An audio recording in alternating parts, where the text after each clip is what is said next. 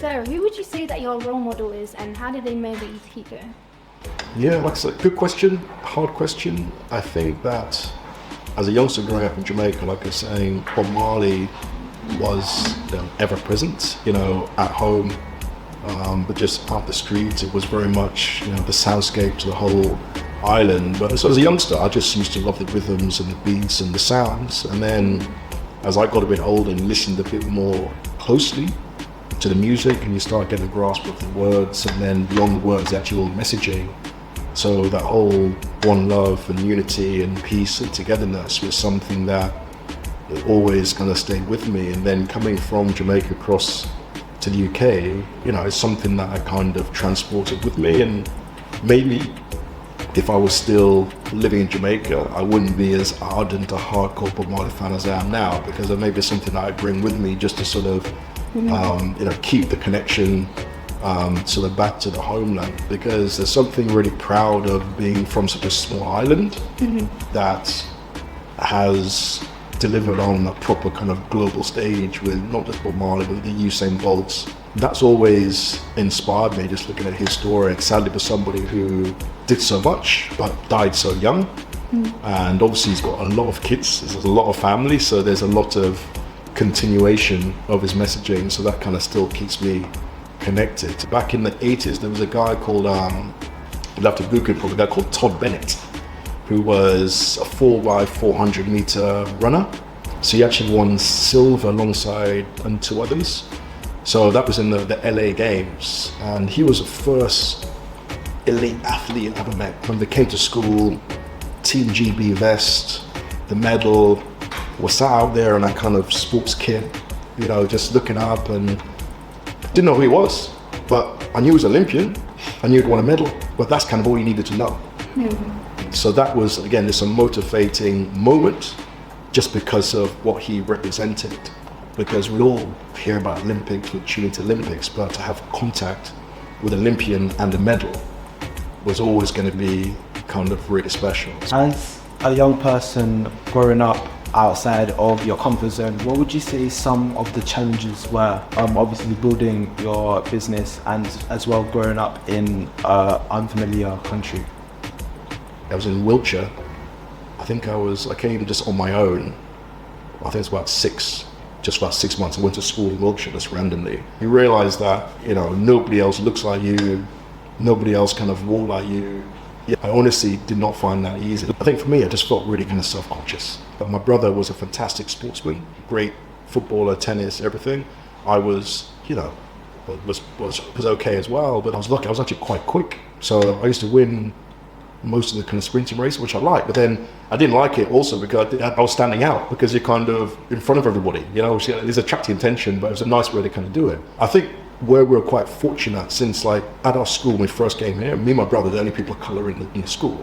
So there was more interest. We had very thick, Jamaican accents, but there was more interest rather than annoyance, who are you kind of coming over. It didn't really generate any sort of disharmony. So we were quite fortunate from that kind of point of view, same as where we lived back in those days. So it's more about, from the family, just making sure you represent the family, always, even when you're flying, you're on a bus or whatever. I think the challenge for me were being somebody who doesn't like standing out is standing out. But then how do you sort of go about sort of being accepted if you feel you need to go out to kind of be accepted, or do you just sort of be and just see how that works and kind of resonates with the people? I think it comes down to, finding your voice. In every kind of social group, there may be somebody who's the organizer, there's maybe somebody who will just be the driver, there's somebody else who brings the comedy, there's somebody else who's doing the music. So just sort of finding a voice and finding a role that you are comfortable with. What's your voice on social media? What's your voice on LinkedIn? What's your voice in a work environment? What's your voice at home? And I've always felt that I've always tried to be not too high or too low, because I got one or two friends of mine, guys I play rugby with, who when he was in a good mood it's really obvious, which is brilliant, but when he's in a bad mood it was the other way. So it was actually quite stressful being around him. Yeah, all those, like I said, finding a voice was kind of a big thing, and just into that. And then it was about, like I was saying a bit before, like representing yourself, not being scared to change. I like to think the person I am now is pretty similar. The things that I laugh at now are still similar things I was laughing at 10 years ago, 20 years ago, which may or may not be a good thing, you know. But in terms of like challenges, when you're looking at, you know, running a business, there's always challenges, be it from COVID, be it from people not paying you, taking out court cases against people not paying you for kind of a reason, handling kind of bad news, whether receiving yourself or having to give it to kind of other kind of people. Right? Because you don't want to become immobilized through fear and being in a bad mood. People of color, women, whatever, aren't getting a chance to kind of be at the table. What do you do about it? You know, you have to find a way to kind of bring people through. So I like to think in a small way, everything that I am doing, not just with the Mandela family, because that's very clearly a lot of things to do is in the clear D&I space and social justice, but as me, being a small business owner, being a person of color, I like to think everything that I do is hopefully just showing that, you know, people of color can be out there and do it. Just showing that, you know, we can all be at the top table and do the job and form relationships. So that's what, you know, I suppose I want people to see. There's always an element of luck, but people say, you know, the harder you work, the luckier you get. You know, you can't escape from being a person of color. And it's something that I don't want to escape from.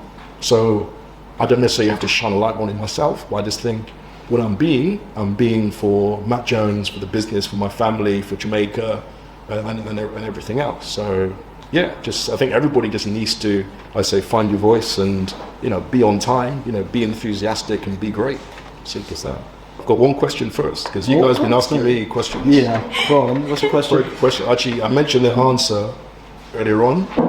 So one of my clients, David Seaman, who played for England, Yeah. I've got a prize. So anybody can get the right number. So how many times for England did David Seaman play? Either take the exact number or the closest one. Isn't it 77. 83? 75. You said 75 first? You said 75. You on the website. Where do you get that from? I was listening. You got a David Seaman signed boot there. You can't put it on eBay though. That's for you. Yeah. Should I go with that? So yeah, no, thank you very much for joining us, Matt. And I'd just like to say thank you for you guys to tuning in to the video, and I hope to see you all again soon. Bye.